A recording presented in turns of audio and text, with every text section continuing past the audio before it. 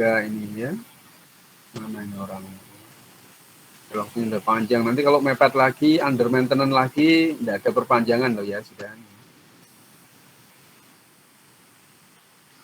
Mohon maaf Pak, Raffi udah resign Pak. Kalau Rafli Ilham sudah ya. Iya Pak. Semester kemarin ada enggak? Enggak ada. Pas awal-awal aja Pak, pas sudah di pertengahan udah nggak aktif. Ini berarti data saya masih masuk ini. Oke.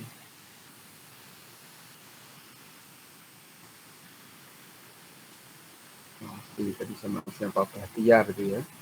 Bahtiar ada enggak? Langsung aja disapin nanti kalau aman.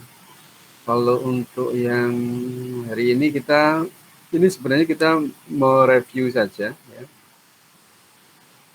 Nah ini sudah 11 orang ini yang evaluasi satu ini ya. Berarti sudah bisa ngobrol ini ya. Tentang kaitannya dengan hak asasi manusia. Jadi insya Allah nanti minggu depan kita rencanakan untuk mid test ya, mid semester. Materinya dari awal sampai akhir sampai hari ini ya. Itu kalian pelajari ya. Nanti waktunya kita jadikan satu ya, antara IK 2A sampai IK 2E ya, waktunya bersamaan. Boleh sore hari seperti ini jam 4 atau nanti malam hari boleh ya. Yang penting kalian pelajari semuanya, termasuk ini materi hak asasi manusia itu kalian pelajari ya. Ini sebenarnya materi di bab ke awal-awal ya, tentang hak dan kewajiban warga negara. Di situ ada hak dan kewajiban warga negara, ada hak asasi manusia ya. Kemarin sudah kita singgung sedikit sih di materi di PPT kemarin. Saya hanya menampilkan tentang hak asasi manusia yang ada di UUD 45 itu ya. Nah, sebenarnya masih bisa berkembang lagi ya, tentang pengertiannya, tentang macam-macamnya, jenisnya, lembaga penegaknya, pelanggarannya, contoh bentuk pelanggaran HAM, bisa berat, bisa pelanggaran HAM biasa ya. Tapi di awal sudah kita singgung ya, tentang kemarin masih ingat di UUD 45 diatur secara khusus di pasal berapa, beberapa masih ingat? Yuk, kita ngobrol aja. Boleh kalau kalian kuliah sambil ngopi-ngopi, silakan. Ambil kopi, ambil teh boleh ya. Kuliah sore itu nyantai ya. Izin jawab Pak. Pasal yang mengatur HAM ya Pak? Khusus ya, secara khusus. Pasal 28A sampai 28C Pak. Bab berapa itu? Bab 10. Kayaknya salah. Lupa berarti. Bab 10 salah. Yang lain bisa melengkapi, punya Riagung? Benar, pasal 28A sampai 28J, tapi babnya salah. Ayo yang lain. Saya menjawab, Pak. Bab 10A. Iya, ya. Bab 10A, kurang A itu beda loh ya. Bab 10 ada sendiri. Iya, Bab 10A ada sendiri, A, B, C beda menah di situ nantinya ya. Nah, di situ sudah diatur secara khusus ya, bab tentang sebelum di amandemen pun kita sudah memasukkan itu pasalnya 27 sampai 34 ya. Itu pasalnya juga masih sama. Cuma sekarang setelah di amandemen itu secara khusus diatur di di bab 10A, pasal 28A sampai 28C. Di situ banyak kita hak untuk menyampaikan pikiran, hak untuk berkumpul, ya, untuk memeluk agama, hak untuk hidup dan yang lainnya di situ ya. Itu tahun 45 itu ya, kita sudah termasuk negara yang paling care terhadap hak asasi manusia ya, tahun 45 ya. Padahal deklarasi HAM PBB itu yang sekarang diperingati sebagai Hari HAM, tanggal berapa sih itu? Diperingati sebagai Hari Asasi Manusia itu tanggal berapa itu?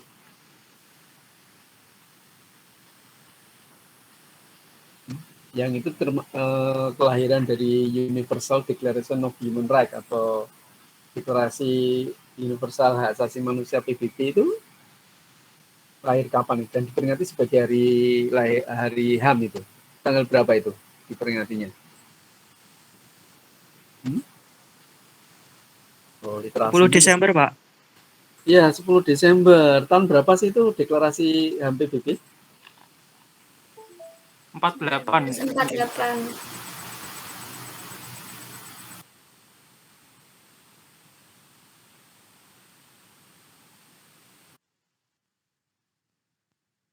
Ada di 45 itu.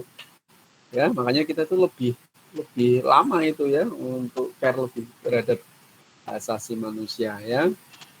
Nah, di tugas itu sudah saya minta kalian untuk merangkum macam-macam HAM. Di evaluasi pun juga sudah ada pertanyaan tentang HAM ya. Sebenarnya kita banyak sekali nanti bicara HAM tentang apa yang di sekitar kita pun nanti bisa kita jadikan bahan diskusi ya tentang HAM. Sebenarnya HAM itu apa sih? Kalau menurut kalian apa sih? Sebenarnya nanti pengertian HAM itu banyak ya, dari Undang-Undang 39 tahun 99 tentang HAM, dari pengertian HAM tentang dari deklarasi HAM juga ada, dari para ahli tokoh ya, para ahli juga ada. Tapi kalau saya nanya ke kalian, menurut kalian sih HAM itu apa sih? Asasi manusia itu apa menurut kalian, dari kalian? Dari pemikiran sendiri itu apa kan? Yang kalian ketahui apa itu?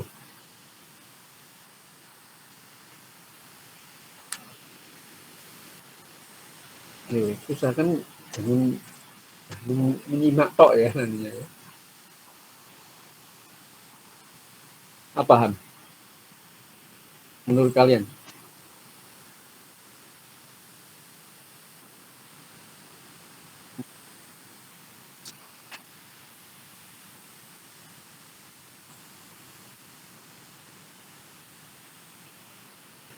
Ya, menurut kalian gampang loh ya, saya tidak nanya menurut John Locke, menurut Anton Buyung, enggak, itu nantinya.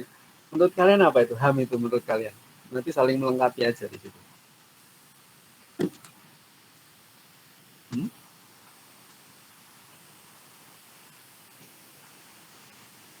Izin jawab, Pak.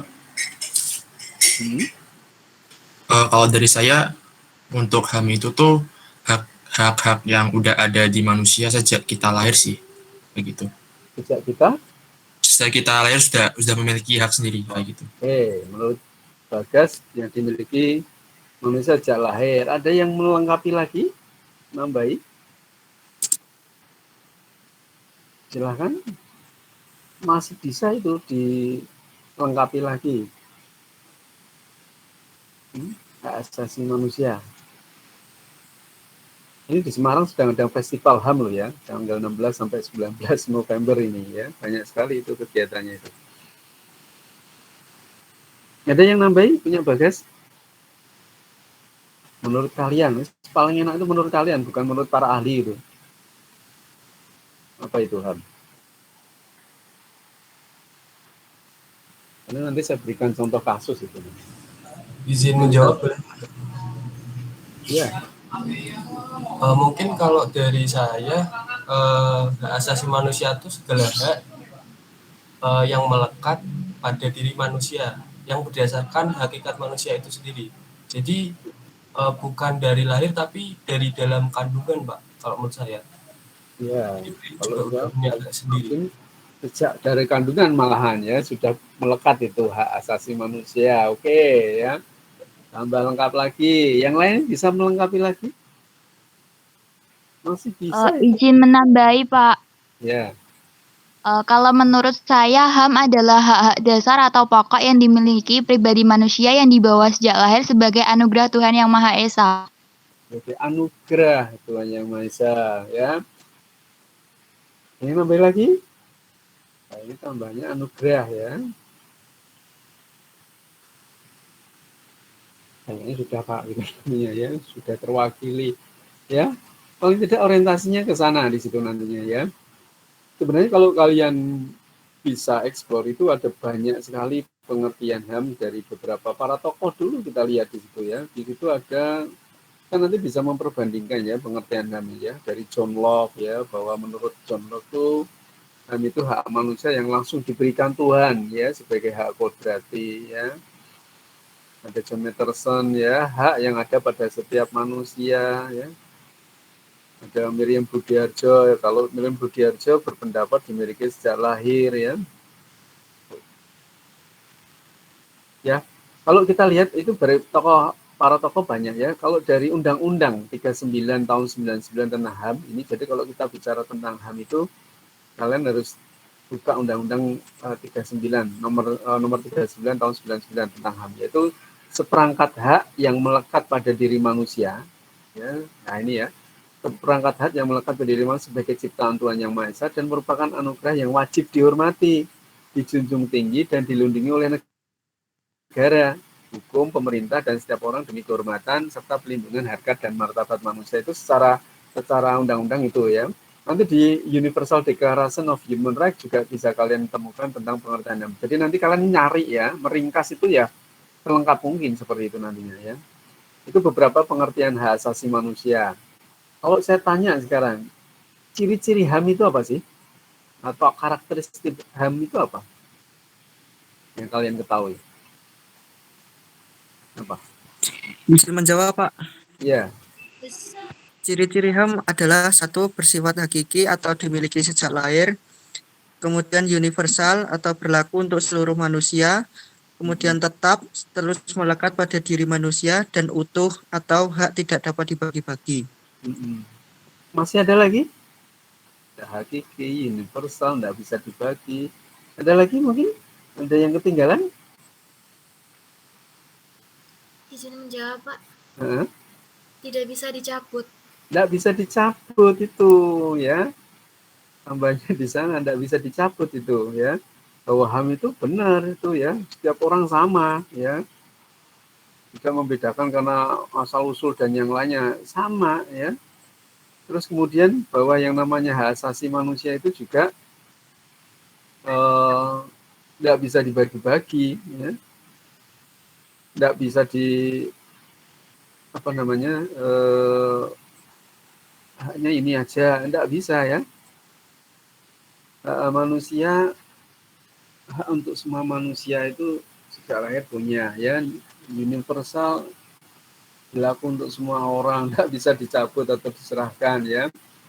Itu ciri-ciri karakteristiknya di situ, tidak bisa dicabut juga. Kalau macam-macam HAM-nya, coba ada hak apa saja? Bisa berikan gambaran ya. Jadi tidak usah nunggu 2 hari selesai itu, hari ini pun selesai ya. Macam-macam HAM apa saja? Macam-macam hak asasi. Hak asasi pribadi, Pak. Itu apa itu kaitannya dengan apa itu? Menyatakan pendapat. Pribadi ya. Apalagi? Yang pribadi apalagi? Ada hak apalagi? Hah? Hak asasi hukum. Apa itu? Tentang kebebasan berpendapat. Itu Kayak memilih suatu pilihan. Itu hak hukum itu. Masuknya? Iya. Masuk ya hukum ya. Ada lagi? Terus dalam kegiatan yang sama ya, mendapatkan yang sama. Terus apa lagi?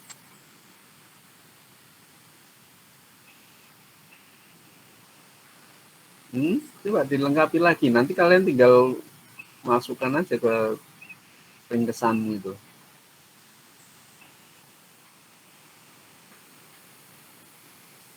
Ya, secara khusus ada hak asasi pribadi atau personal right, ya, hak asasi ekonomi, ada property right, ya. Hak mendapatkan perlakuan hukum dan perintilan yang sama, ya, atau right of legal equality, hak asasi politik juga, ya, ada political right, ya. Sosial budaya ada, ya, social cultural right, ya. Pelindungan hukum, procedural right, ya, itu macam-macam di situ, nanti bisa kalian cari itu ya. Sekarang saya tanya lagi, itu hak macam-macam hak asasi manusianya ya. Terus bentuk pelanggaran HAM ya, Ada hak pelanggaran HAM berat dan ada pelanggaran biasa. Yang berat itu contohnya apa sih? Apa? Izin menjawab, Pak. Kejahatan genosida. Genosida itu apa? Kayak perbuatan yang dilakukan dengan tujuan untuk memusnahkan atau menghancurkan seluruh kelompok atau ras. Ras tertentu, ya. Selain itu apa? Selain genosida? Kejahatan terhadap kemanusiaan. Apa itu bentuknya? Kayak pembunuhan, pemusnahan, perbudakan, penyiksaan, kayak gitu, Pak. Ya, kayak gitu ya, yang membahayakan jiwa manusia paling tidak sih. Ya, karena banyak sekali itu pelanggarannya. Kalau pelanggaran biasa, kira-kira apa itu?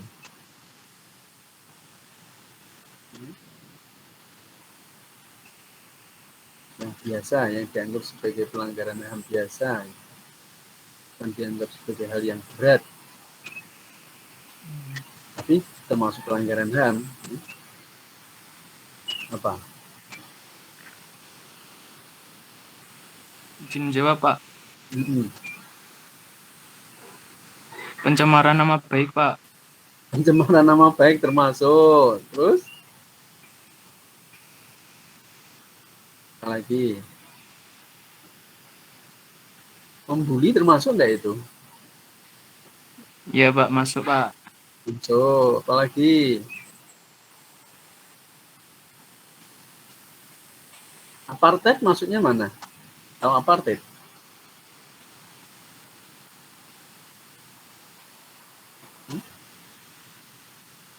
Kejahatan apartheid tahu enggak? Ada yang tahu mungkin?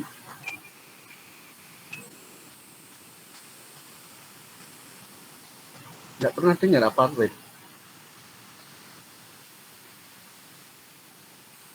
Izin menjawab, Pak. Kayak pemisahan ras, Pak. Kayak kulit putih sendiri, kulit hitam sendiri. Iya, pemisahan warna kulit di situ. Ya. Dulu pernah terjadi di Afrika Selatan di situ namanya. Ya. Itu ada diskriminasi antara kulit hitam dan kulit putih di situ ya. Bahkan di banyak negara pun banyak itu ya pelanggaran HAM berat, nanti kita lihat di situ ya. Kalau contoh pelanggaran hak asasi manusia yang berat itu kira-kira apa? Ada yang mungkin tahu atau pernah membaca? Bisa di dalam, bisa di luar. Yang berat ya, yang kategori berat. Bahkan oleh pengadilan sudah dianggap sebagai kejahatan berat pelanggaran. Ada yang pernah membaca atau tahu? Kalau di luar apa, kalau di dalam apa? Ada yang tahu ini?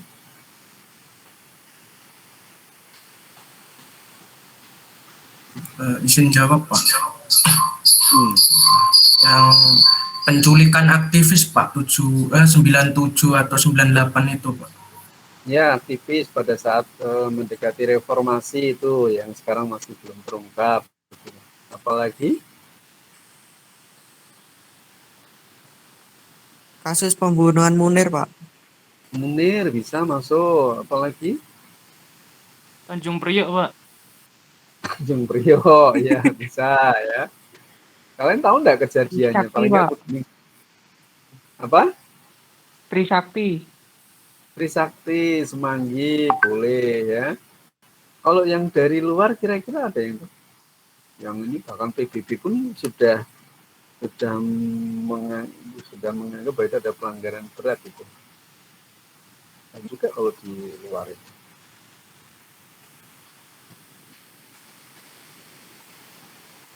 Apa itu?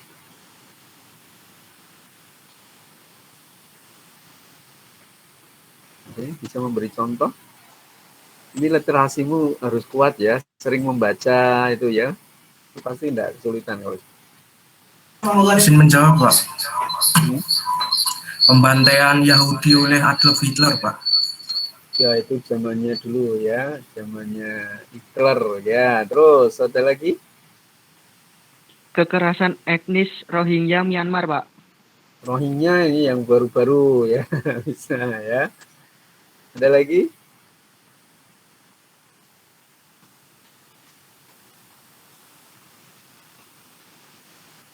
Oh ya, itu di dalam apa namanya yang dianggap sebagai pelanggaran berat ya. Di Rwanda itu ada, di Darfur itu ada, di Yugoslavia dulu ada ya, Bosnia, Kroasia itu dibantai oleh Serbia ya, itu termasuk sudah dinyatakan sebagai genosida itu oleh keputusan hukum di situ ya. Ya banyak sekali itu sebenarnya. Terus kalau itu beberapa contoh ya, bukan macam-macam HAM ya, itu contoh pelanggaran HAM. Kalau itu lembaga yang menegakkan hak asasi manusia, contohnya apa itu? Komnas HAM, Pak. Ya, Komnas Hak Asasi Manusia. Selain itu, pertama kali Komnas HAM ya. Selain itu,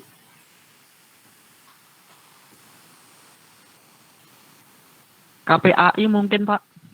KPAI itu apa panjangannya?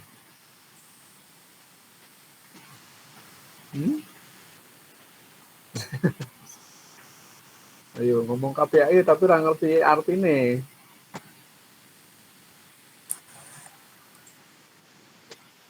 Komisi Perlindungan Anak Indonesia.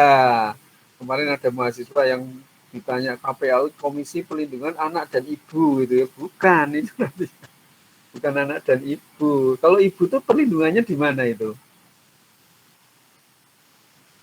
Untuk perlindungannya di mana? Komnas Perempuan, Mas. Ya, Komnas Perempuan ya, yang perempuan itu ya. Ada Komnas Perempuan. Ada lagi mungkin lembaga yang menegakkan hak asasi manusia?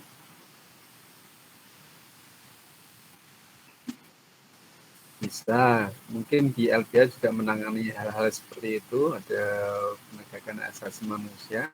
Ada lagi mungkin? Kalau di dunia internasional ada juga ya di situ ya. Di tingkat nasional juga ada juga ya. Termasuk peradilan HAM, Mahkamah Internasional ya, yang mengadili tentang pembantaian hak asasi pelanggaran hak asasi manusia ya. Ya, jadi sebenarnya luas sekali ya kalau kalian bicara tentang hak asasi manusia itu dari perbuatan yang kecil-kecil, ringan-ringan itu termasuk melanggar hak asasi manusia. Dari apa yang dianggap berat seperti apa, lembaga yang menegakkan seperti apa. Mungkin bahkan kadang-kadang kita mungkin sehari-hari juga tahu bahwa itu sebenarnya melanggar hak asasi manusia atau enggak di situ ya, kayak tadi ya, membuli, mencemarkan nama baik, pencemaran nama baik termasuk itu pelanggaran HAM itu ya, yang biasa di situ ya. Nah sekarang saya tanya di situ bahwa lembaga penegak HAM itu antara lain tadi ada beberapa lembaga ya, ada Komnas HAM, Komnas Perempuan ya, KPAI ya. Kepolisian masuk enggak itu?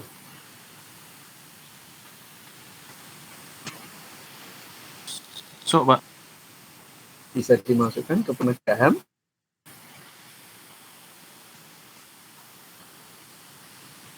Bisa. Bisa.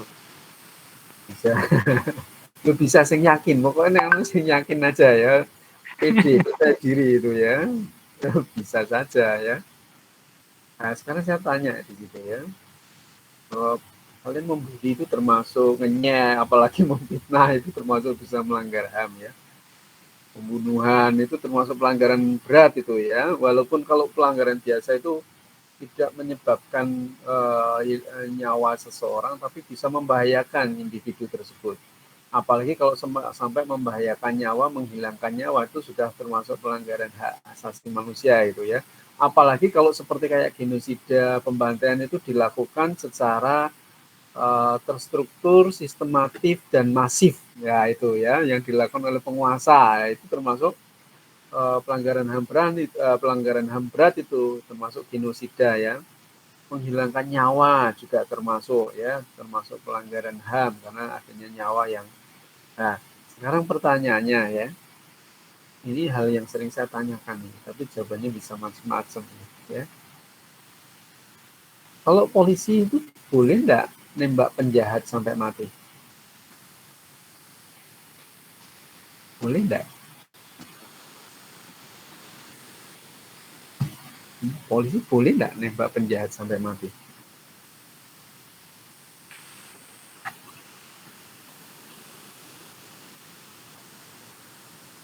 Izin berpendapat ya Pak. Ya, silakan. Kalau nggak salah saya pernah membaca sebuah undang-undang, seseorang itu boleh membunuh manusia jika memang dia mengancam si penjahat itu juga mengancam nyawanya gitu Pak. Kalau seingat saya, jadi mungkin kalau misalnya dalam kasusnya itu si penjahatnya itu juga ada niatan untuk membunuh polisi juga boleh untuk melindungi dirinya gitu. Bahkan kalau misalkan sampai itu mengharuskan dia untuk membunuh penjahatnya. Kayak gitu, Pak. Kategori yang boleh dibunuh itu yang kayak apa? Mungkin yang sama-sama punya niatan membunuh juga, Pak. Sama-sama. Berarti polisinya juga punya niat membunuh ya? Bukan, maksud saya penjahatnya, Pak. Kayak penjahatnya yang punya niatan membunuh dan salah satu cara untuk polisinya itu untuk membela diri ya mungkin bisa sampai ke level untuk dia membunuh penjahat gitu Pak. Oh ya, oke. Berarti kategori yang kalau pertanyaan saya kembali lagi, boleh membunuh penjahat kalau apa? Ya. Pak, itu langsung kalau melawan langsung dibunuh gitu ya? Tembak mati gitu langsung? Wah, ini melawan nih, tembak aja kepalanya gitu, mati langsung gitu. Ya.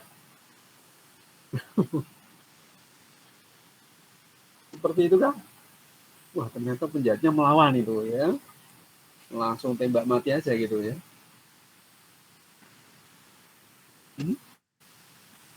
Ini saya kasih kasus kecil ini ya. Wah, ini melawan ini, orang melawan, menyerang saya ini, langsung tembak mati gitu.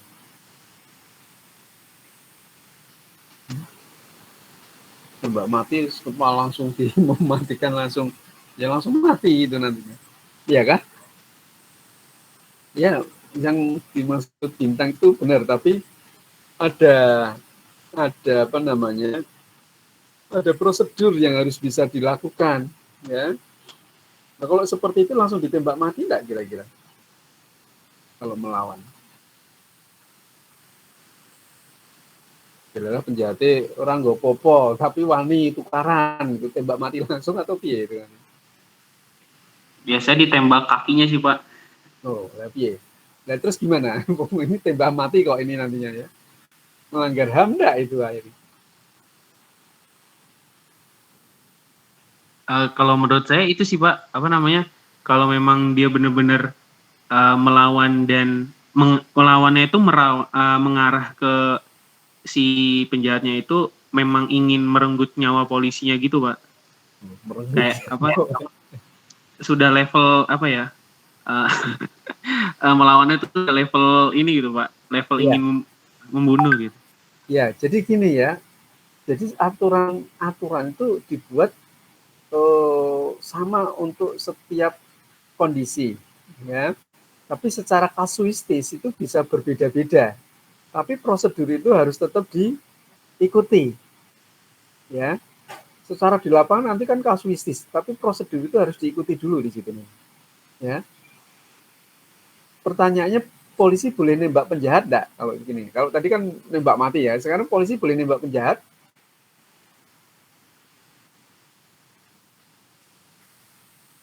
Boleh enggak?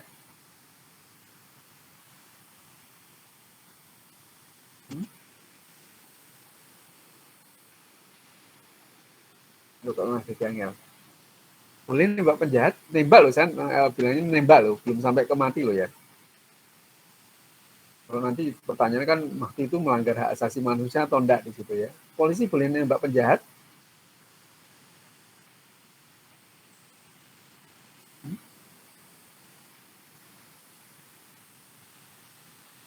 Jadi kalau kalian enggak jawab bisa saja enggak boleh ya. Aja bingung ya, pede aja ya.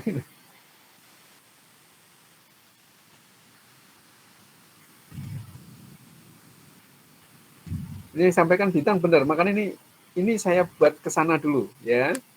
Saya tuntun ke sana dulu. Polisi boleh nembak penjahat enggak?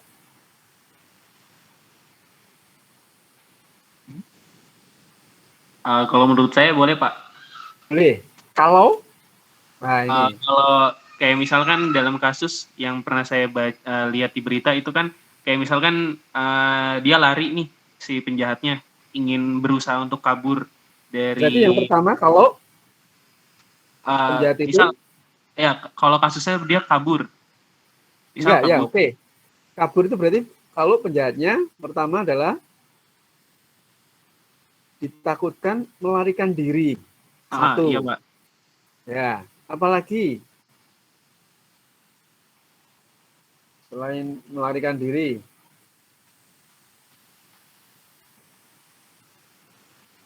Itu prosedur itu harus terpenuhi dulu itu. Kondisi itu harus terpenuhi dulu. Mencoba memberikan perlawanan, Pak. Melawan. Ya. Terus apa lagi?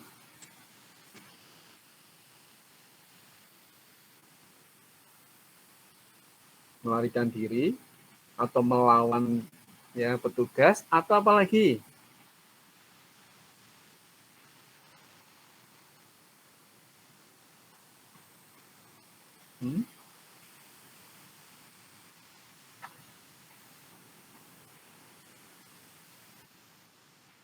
Ya, membahayakan nyawa itu harus terpenuhi dulu, ya. Kalau ternyata melarikan diri, terus kemudian melawan, itu boleh salah satunya ya, atau membahayakan orang, itu langsung ditembak mati.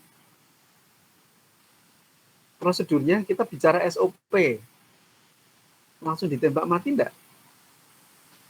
Dan ternyata melawan, membahayakan, atau melarikan diri, langsung ditembak mati?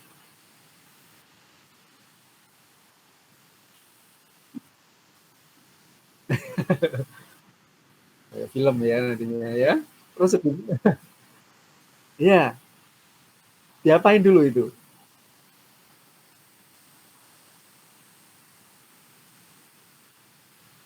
Langsung tembak mematikan apanya gitu?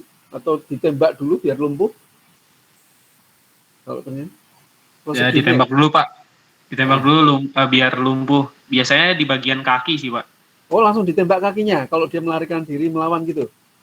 Iya, Pak. Iya. Tembakan peringatan mungkin. Ya, atau enggak? Peringatan. Iya, biasanya tembakan peringatan. Peringatan dulu, jangan langsung ditembak orangnya. Itu prosedurnya harus diikuti ya. Kasih tembakan peringatan dulu ya. Nah, kalau masih tetap melawan, melarikan diri, membahayakan, baru dilakukan apa? Tembak mati. Ya. Langsung tembak mati. Setelah tembakan peringatan.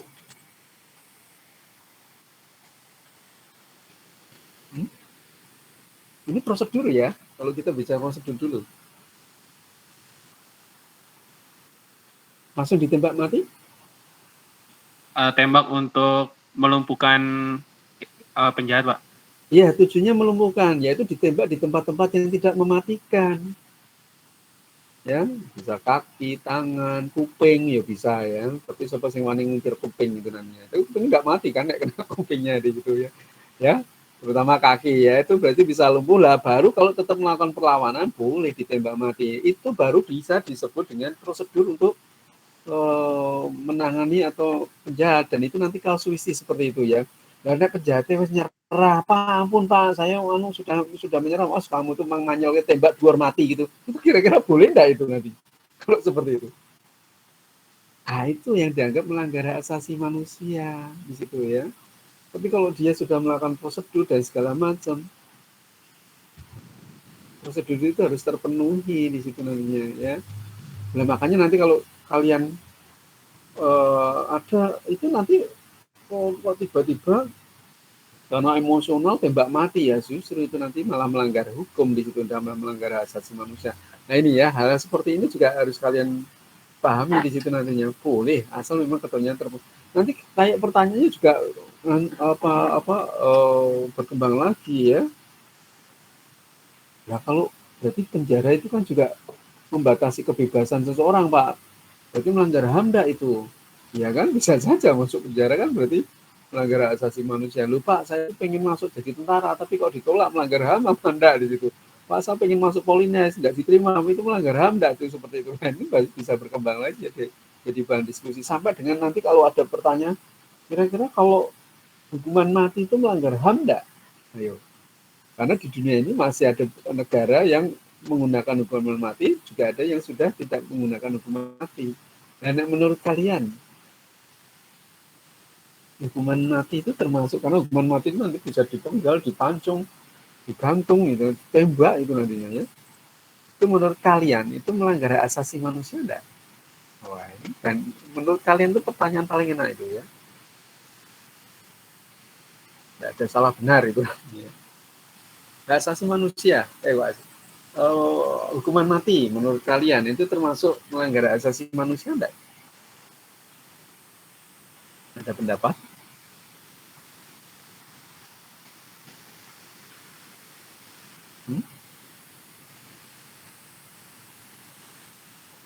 Hukuman mati, kira-kira menurut kalian itu melanggar hak asasi manusia enggak?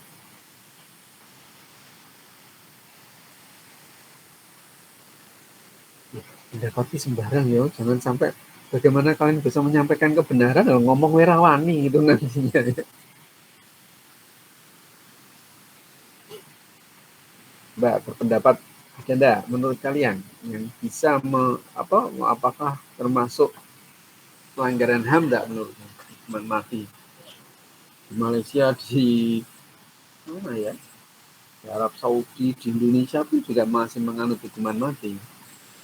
Menurutmu gimana? Ini saya lontarkan pertanyaan. Izin berpendapat ya, Pak. Kalau berhubungan dengan hukuman mati itu, saya juga dengar di YouTube gitu, yang tahu Dr. Zakir Naik itu bilang bahwa kenapa alasannya di Arab itu kalau misalnya mungkin ada masalah kejahatan gitu langsung dihukum mati, entah itu dipotong tangan atau dipenggal, entahlah itu bertujuan karena intinya dari hukuman itu malah membuat negaranya semakin maju gitu loh, Pak. Jadi kayak tergantung situasi dan kondisi. Jadi itu hukuman mati itu sangat diperlukan. Contohnya yang di Arab Saudi itu yang kita tahu nanti kalau mencuri itu bakal dipotong tangannya misalnya gitu tuh, Pak. Itu ya orang-orang kalau mau mencuri itu nanti bakal mikir-mikir lagi gitu loh, Pak. Jadi itu mengurangi tindak kejahatannya di situ. Gitu, Pak. Oke. Itu efek dari hukuman mati ya, ternyata bisa membuat efek jera ya. Menurut Sultan. Nah, sekarang pertanyaan saya itu melanggar hak asasi manusia enggak kan itu pertanyaannya itu nantinya ya. Kalau efeknya ya hukum udah diwedi itu nantinya ya, enggak berani melakukan. Nah, pendapat kalian gimana? Apakah itu termasuk melanggar hak asasi manusia? Kalau efeknya salah satunya tadi menurut Sultan di Arab Saudi enggak berani itu orang nyuri itu nantinya. Ada pendapat lagi selain Sultan? Izin berpendapat boleh, Pak? Ya. Kalau menurut saya sendiri buat itu melanggar HAM apa enggaknya itu kalau buat saya tetap melanggar HAM, Pak. Cuman ya seperti yang dibilang Sultan tadi, kalau semisal emang benar-benar merugikan negara, merugikan orang lain ya menurut saya nggak apa-apa sih hukuman mati. Toh mungkin dari penjahatnya sendiri juga udah melanggar asasi manusia orang lain kayak gitu, Pak. Karena orangnya juga melanggar HAM, jadi sudah sepatutnya juga dihukum mati gitu ya, walaupun itu melanggar HAM ya, itu menurut Alvin ya. Oke ya, yang lain mungkin ada pendapat lagi? Wah, bagus ini sudah berani berpendapat ya, tidak harus sama, tidak harus seragam kok ya. Ada pendapat lagi tentang hukuman mati? Ini kalau saya lontar, gimana Farah?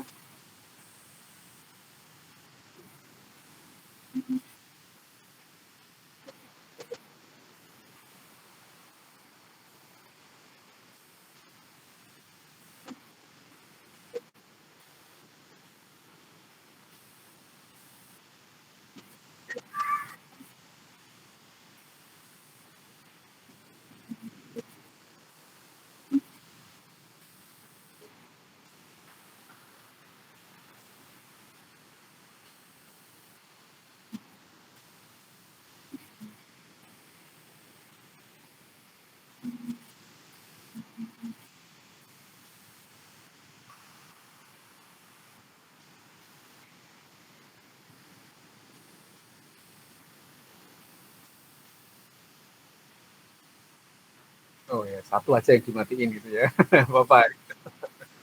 Oke, kalau menurut Farah tergantung perbuatannya ya. Apakah perbuatannya itu termasuk perbuatan yang melanggar hak asasi manusia yang berat atau enggak? Gitu. Berarti kalau enggak masalah ya, jangan dihukum mati ya. Oke ya. Yang lain ada pendapat lagi? Bagus ini ya pendapatnya. Nanti kita lihat ya. Saya ingin berpendapat Pak, menambahi pendapatnya Farah. Mungkin berarti hukuman mati itu boleh, tapi sebelumnya itu kita membuat levelnya gitu Pak. Level di mana kalau misalkan orang ini dinyatakan bahwa memang harus dihukum mati karena sudah mencapai level pelanggaran HAM yang sudah sangat ibaratnya udah sangat tinggi gitu Pak. Kayak apa namanya, mungkin kalau secara analoginya level 1 sampai 10 orang itu dinyatakan boleh dihukum mati kalau misalkan udah menyampai level 9 atau level 10 gitu. Dalam seumur hidup dia melakukan sebuah kejahatan yang memang sudah level 9 10 tersebut gitu, Pak. Mungkin kayak gitu sih kalau misalkan memang diperbolehkan hukuman mati itu. Iya. Memang kalau negara yang masih menganut hukuman mati, memang kejahatan yang dikategorikan bisa dituntut hukuman mati, diancaman hukuman mati, tidak semua kejahatan. Kita sering menyebutnya namanya extraordinary crime. Ya, kejahatan yang luar biasa. Kejahatan yang luar biasa itu apa toh? Contohnya kayak terorisme.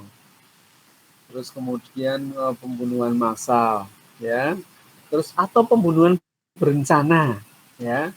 Itu kalau di Indonesia pembunuhan berencana itu termasuk bisa dituntut hukuman mati diancam, karena coba kalau kalian bayangkan ya, merencanakan untuk membunuh orang itu kan sudah kejahatan yang luar biasa ya. Merencanakan membunuh itu kan berarti sesuatu yang luar biasa. Beda kalau membunuh tapi dalam kondisi tergesa atau mungkin tidak berencana, spontan, tapi ini merencanakan membunuh itu berarti sudah kejahatan luar biasa ya. Atau korupsi itu termasuk extraordinary crime ya di situ ya. Korupsi ya. Nah, di Indonesia itu sebenarnya kayak korupsi itu bisa dituntut hukuman mati. Korupsi yang seperti apa sih yang dituntut hukuman mati? Yang pertama, korupsi pada saat terjadi bencana alam. Itu sudah bisa ada tuntutannya, ada pasalnya. Ya, masa pandemi kok korupsi itu bisa dituntut hukuman mati. Atau dia mengulangi perbuatannya lagi, ya. Atau ini ketangkap korupsi, saya korupsi menaik itu bisa dituntut hukuman mati ya. Cuma di kita walaupun sudah ada undang-undangnya, memang belum pernah ada ancaman tuntutan koruptor itu hukuman mati ya. Padahal itu termasuk pengulangan perbuatan atau di masa pandeminya itu ya. Nah, tadi kalau memang jadi tidak semua bisa dituntut hukuman mati. Copet itu tidak ada hukuman mati ya. Terus membuli terus atau kemudian mencemarkan nama baik tidak termasuk ancaman hukuman mati. Memang di negara lain yang menganut hukuman mati ya perbuatannya tertentu saja seperti itu. Ya. Dan itu masih beda-beda pendapat, beda pandangan di negara yang menganut hukuman mati dan yang tidak menganut hukuman mati. Kalau yang menolak hukuman mati itu mendasarkan bahwa siapapun tidak boleh menghilangkan hak hidup atau menghilangkan nyawa, ya, tidak menghilangkan hak hidup seseorang, ya, termasuk negara sekalipun. Yang kedua, yang namanya hukuman mati itu tidak bisa direvisi, tidak bisa diperbaiki, ya, nek salah ya wes bar, wis kadung mati, tidak bisa diperbaiki. Tapi yang masih menganut hukuman mati, ya, itu mendasarkan bahwa perbuatannya tadi, ya, extraordinary crime, tindakan yang melebihi batas kemanusiaan. Nah, itu boleh-boleh saja seperti itu, ya. Yang kedua memang itu justru tadi ya memberikan efek itu yang jadi agar tidak ada perbuatan seperti itu, ya. Tapi yang namanya manusia ya tetap aja itu ada yang mengulangi seperti itu. Itu pendapat yang berbeda antara yang masih menganut hukuman mati dan yang menolak hukuman mati. Di Indonesia masih termasuk yang kategori masih menganut hukuman mati. Tapi memang hukuman matinya hanya untuk perbuatan tertentu atau yang tadi disebut dengan extraordinary crime di situ nantinya, ya. Itu kira-kira sedikit gambaran, ya, kalau kita bicara tentang, ya, itu bisa dilihat dari berbagai sudut seperti itu. Kalau dulu orang dihukum mati itu dengan proses yang mungkin menyakitkan, ya, tapi kalau sekarang tidak boleh itu, ya, prosesnya harus cepat dan segala macam. Nah, itu salah satunya di situ. Dulu ada yang pernah ya kok kursi listrik gitu, ya, makanya, wah, itu kan menyiksa itu namanya, ya. Ya, itu ya sedikit gambar. Makanya kalau kita bicara hak asasi manusia itu sebenarnya banyak sekali yang bisa kita diskusikan, karena nanti memang kaitannya dengan bisa itu termasuk pelanggaran berat, bisa saja pelanggaran HAM biasa seperti itu, ya. Itu kira-kira sedikit gambaran ini sebagai apa namanya, sedikit memberi gambaran untuk kalian membuat tugas ringkasan tentang hak asasi manusia, dari pengertian, dari jenis, ada sifat, ya, kemudian ada lembaga penegak HAM, terus kemudian sampai dengan apa sih abang kalau dikaitannya dengan Indonesia, apa sih yang sudah dilakukan, apa sih yang harusnya dilakukan oleh pemerintah untuk menegakkan HAM, ya, itu bisa kalian tambahkan juga seperti itu nantinya, ya. Waktunya 2 hari saja ya untuk membahas seperti itu. Paling kita sudah punya gambaran untuk dimasukkan. Ya, bagus sekali nih, ya, pendapatnya. Ada yang mungkin ingin didiskusikan lagi atau kita kupas lagi?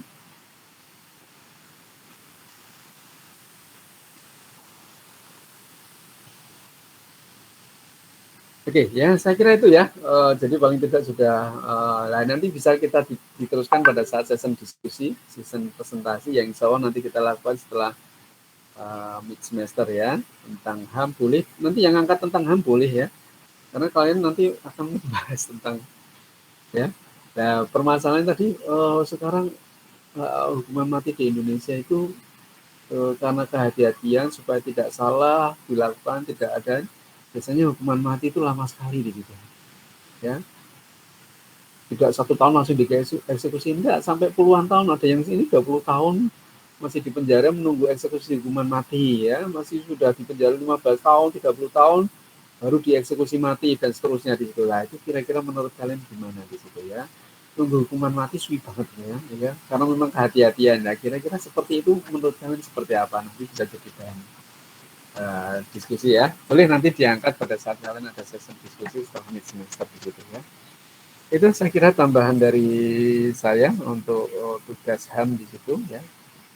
Untuk tugas evaluasi silakan diselesaikan hari ini jam 9. Untuk tugas evaluasi kalau tidak salah hari Sabtu itu, ya. Saya kasih 2 hari biasanya, ya. Hari Sabtu sampai jam 9 juga, ya. Benar, ya. Jam Sabtu 20 November sampai jam 9 juga begitu. Dan tolong minggu depan dipersiapkan materi dari awal sampai hari ini untuk mid semester, ya. Materinya apa, soalnya, ya, ada pilihan ganda, ada bisa seperti semester kemarin.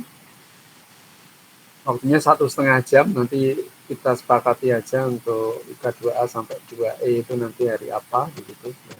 Mungkin sore seperti ini atau mungkin malam. Dan persiapkan juga untuk multiple choice, untuk pilihan ganda. Kalian persiapkan, ya.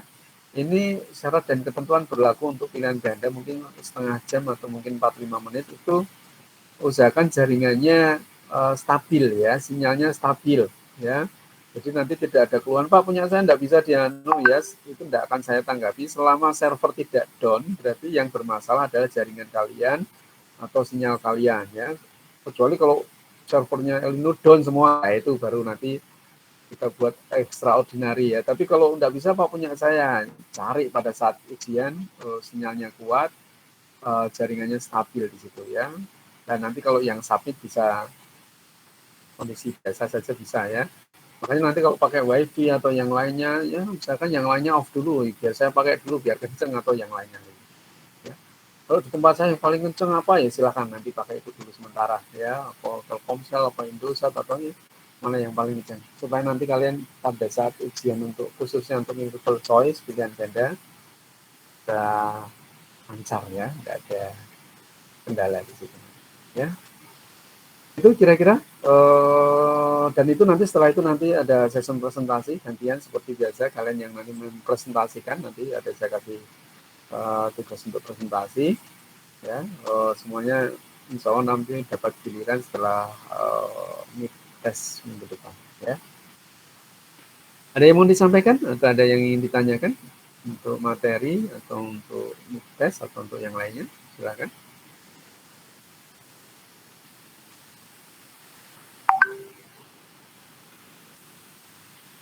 Cukup? Tidak ada?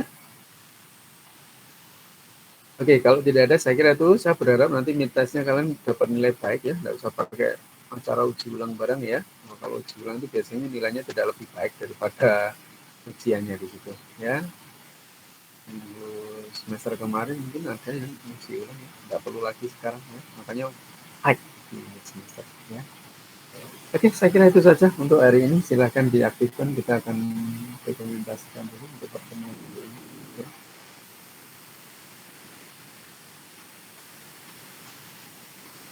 Ini kuliah gini metu kabeh kan asik ini ya. Mualina mumpet kabeh itu nanti. Dipoto tok wae metu kabeh kan. Aduh ya. Oke ya. 3, 2, 1.